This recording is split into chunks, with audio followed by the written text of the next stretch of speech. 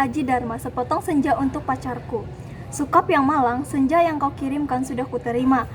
Kukira sama lengkap seperti ketika engkau memotongnya di langit yang kemerah-merahan itu, lengkap dengan bau laut, desir angin, dan suara hempasan ombak yang memecah pantai. Ada juga kepak burung-burung, lambaian pohon-pohon nyiur, dan kekelaman. Sementara itu, di kejauhan perahu layar menyerapi cakrawala dan melintasi matahari yang sedang terbenam. Aku pun tahu Sukap. Senja yang paling kemas-emasan sekalipun hanya akan berakhir dalam keremangan menyedihkan, ketika segala makhluk dan benda menjadi seliwet, lantas menyatu dalam kegelapan. Kita sama-sama tahu keindahan senja itu, kepastiannya untuk selesai dan menjadi malam yang kejam. Manusia memburu senja kemana-mana, tapi dunia ini fana Sukap, seperti senja. Kehidupan yang mungkin saja memancar gilang gemilang, tetapi ia berubah dengan pasti. Waktu mengubah segalanya tanpa sisa, menjadi kehitaman yang membentang sepanjang pantai, hitam, sunyi, dan kelam. Rupa-rupanya dengan cara seperti itulah dunia ini mesti berakhir. Senja yang engkau kirimkan telah menimbulkan bencana tak terbayangkan. Apakah engkau tahu suratmu itu baru sampai 10 tahun kemudian? Engkau tidak akan tahu Sukap, seperti juga engkau tidak akan pernah tahu apa yang terjadi dengan senja yang kau kirimkan ini.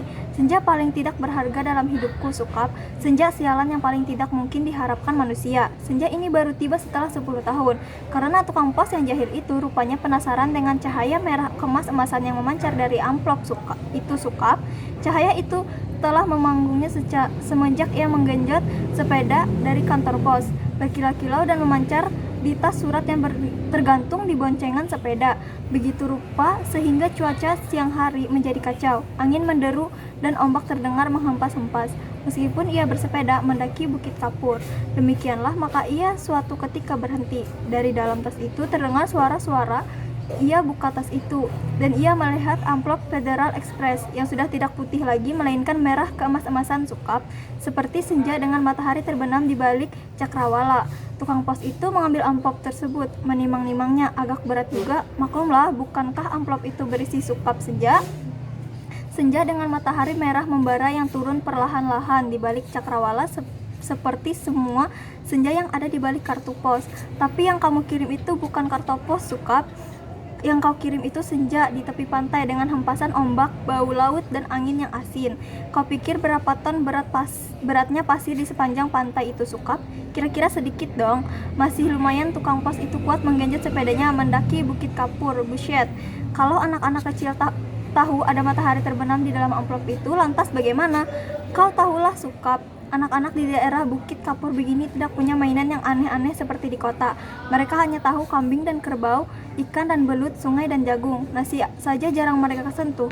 Anak-anak yang tidak pernah tahu mainan robot berjalan dengan cahaya di dadanya dan berkedip-kedip pasti akan penasaran sekali dengan cahaya senja yang memancar berkilauan merah dan kemas-emasan itu Sukap. Mereka memang tidak pernah melihatnya Sukap, karena tukang pos itulah yang telah mendahului mereka. Ia menimang-nimang bungkusan berisi senja itu, mendengar-dengarkan, dan akhirnya mengintip. Tentu saja di dalam amplop itu terlihat senja Sukap, senja terindah yang paling mungkin berlangsung di muka bumi. Ia mengintip dan terpesona. Ia buka amplop itu. Sebetulnya menurut kode etik profesi itu tidak boleh, tapi manusia manapun bisa melakukan kesalahan, bukan? Ia buka terus amplop itu dan melihat senja dengan langit merah keemas-emasan di dalam sana, di mana mega-mega berpencar seperti perahu di danau, memberikan perasaannya nyaman dan tenang. Siapa yang tidak suka merasa nyaman dan tenang di dunia ini Sukap? Di sebuah dunia yang sudah miskin masih bersimbah darah pula. Maka jangan salahkan tukang pos itu Sukap jika ia kemudian menjadi begitu penasaran dan memasuki senja yang terbentang. Tidak ada yang tahu apa nasib waktu. Ketika anak-anak akhirnya berkerumun di sekitar sepeda yang tergeletak itu, mereka hanya melihat cahaya senja kemerah-merahan yang semburat membakar langit. Amplop itu hanya bocor sedikit, tetapi akibatnya sudah begitu rupa. Ini semua gara-gara kamu Sukap. Sukap yang malang, bodoh, dan tidak pakai otak. 10 tahun lamanya tukang pos itu mengembara dalam amplop. Kita tidak pernah tahu apa yang dilakukan di sana. Apakah dia kawin, beranak pinak, dan berbahagia, atau selamanya itu dia hanya duduk-duduk saja memandang matahari terbenam dengan perasaan kehilangan, sementara langit yang tadinya merah keemas-emasan perlahan menggelap kebiru-biruan. Aku juga tidak tahu bagaimana caranya menikmati senja di dalam amplop sukap. Semua ruangan yang sungguh-sungguh terdiri dari waktu. Apakah waktu bisa diulang atau bagaimana? Aku belum pernah memasuki senja di dalam amplop. Atau apakah itu di dunia ini sebetulnya mirip amplop ya sukap? Dimana kita tidak tahu apa yang berada di luar diri kita. Dimana kita merasa hidup penuh dengan makna padahal yang menonton kita tertawa-tawa sambil berkata, "Ah, kasihan betul manusia." Apakah begitu sukap yang kamu suka berkhayal barangkali tahu? Tapi aku tidak mau khayalan. Aku tidak mau kira-kira, meskipun usaha kira-kira itu begitu canggihnya sehingga disebut ilmiah. Dan aku tahu dan sebenarnya, apakah ada yang menyaksikan kita sambil tertawa-tawa? Kalau iya, apalah artinya hidup kita ini sukap? Tidakkah nasib manusia memang seperti ikan dan yang diternakan hanya untuk mengisi akuarium di ruang tamu seseorang yang barangkali juga tidak terlalu peduli kepada makna kehidupan ikan-ikan itu. Aku tidak pernah tahu, tidak ada seorang pun yang tahu apa yang dialami tukang pos itu di dalam amplop sampai ia keluar 10 tahun kemudian dengan wajah bahagia. Ia sudah 10 tahun menghilang di dalam amplop, tapi ia tidak tampak bertambah tua. Apakah waktu di dalam amplop tidak bergerak? Tepatnya, apakah senja di dalam amplop itu tidak berhubungan dengan waktu? Apakah tidak ada waktu di dalam amplop Federal Express itu? Apakah aku harus peduli dengan semua ini, sukap? Apakah aku harus peduli? Kamu betul-betul merepotkan aku, sukap. Dasar laki-laki tidak tahu diri. Sukap yang malang, goblok, dan menyebalkan. Kamu tahu apa yang terjadi 10 tahun kemudian? Tukang pos itu tiba di depan rumah kami. Ya, rumah kami.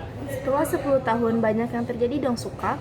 Misalnya, aku kemudian kawin, beranak pinak, dan berbahagia. Jangan kaget, dari dulu aku juga tidak mencintai kamu, Sukap. Dasar bego, dikasih isyarat tidak mau mengerti. Sekali lagi, aku tidak mencintai kamu. Kalau aku toh kelihatan baik selama ini padamu, terus terang harus kukatakan sekarang, sebetulnya aku cuma kasihan. Terus terang, aku cuma kasihan sama kamu, Sukap. Mencintai begitu rupa, tapi tidak tahu yang kamu cintai sebetulnya tidak mencintai kamu. Makanya jangan terlalu banyak berhayal, Sukap. Pakai otak dong sedikit. Hanya dengan begitu, kamu akan selamat dari perasaan cintamu yang tolol itu. Tapi bukan cinta yang sebetulnya ingin kuceritakan padamu, Sukap. Soal cinta ini sama sekali tidak penting. Kamu harus tahu apa akibat perbuatanmu ini, Sukap. Mengirim sepotong senja untuk orang yang sama sekali tidak mencintai kamu. Tahu apa akibatnya? Begitu tukang pos itu pulang, setelah menceritakan kenapa kiriman Federal Express ini terlambat 10 tahun, kubuka amplop berisi senja itu. Dan terjadilah semua ini. Apa kamu tidak tahu, Sukap? Senja itu meski cuma sepotong, sebetulnya juga semesta yang utuh. Kamu kira matahari terbenam itu besarnya seperti apa?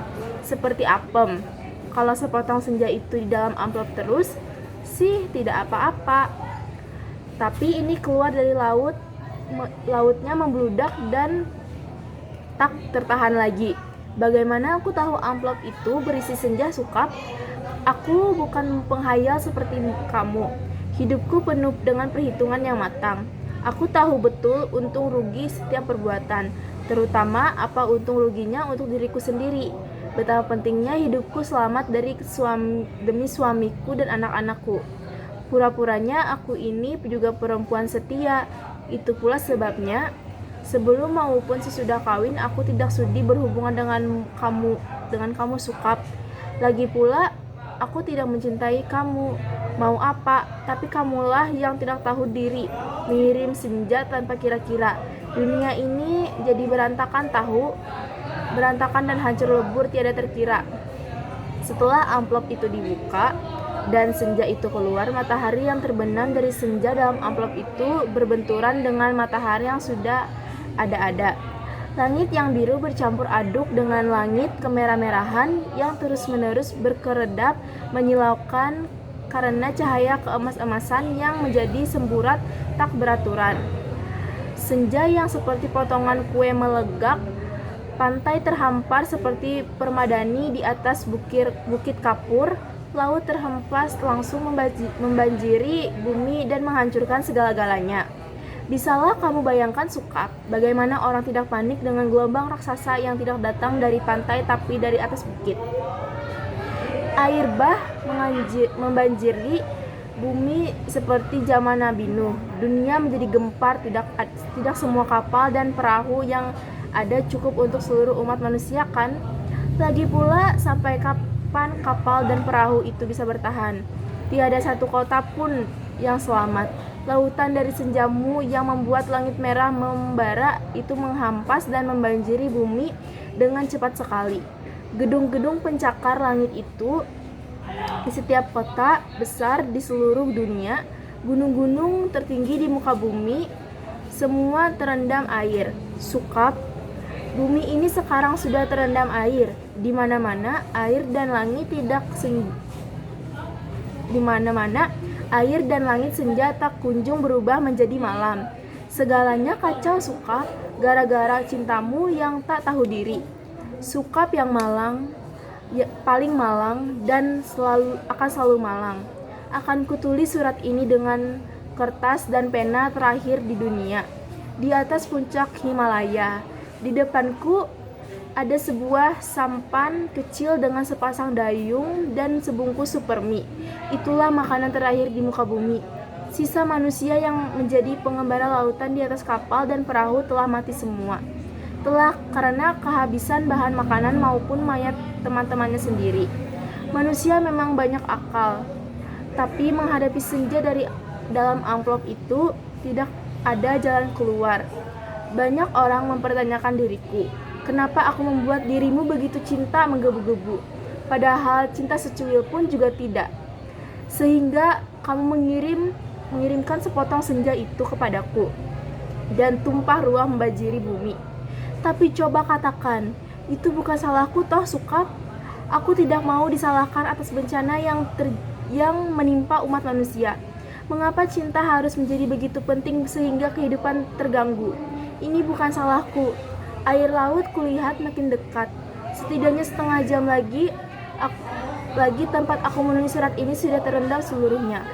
Aku akan naik perahu, mendayung sampai teler, makan supermi mentah, lantas menanti maut. Akan kukirim kemana surat ini? Barangkali kamu pun sudah mati Sukap. Semua pengembara di lautan sudah mati. Sedangkan di puncak tertinggi di dunia ini tinggal aku sendiri. Dari hari ke hari memandang senja yang selesai, di mana matahari tidak pernah terbenam lebih dalam lagi. Semesta dalam amplop itu telah menjadi pemenang dalam benturan dua semesta. Namun semesta dalam amplop itu cuma sepotong senja, sehingga dunia memang tidak akan pernah sama lagi. Kalau aku mati nanti, bumi ini akan tertinggal senja selama-lamanya, dengan matahari terbenam separuh yang tidak pernah turun lagi. Langit merah selama-lamanya, lautan jingga selama-lamanya. Tetapi tiada seorang manusia pun memandang.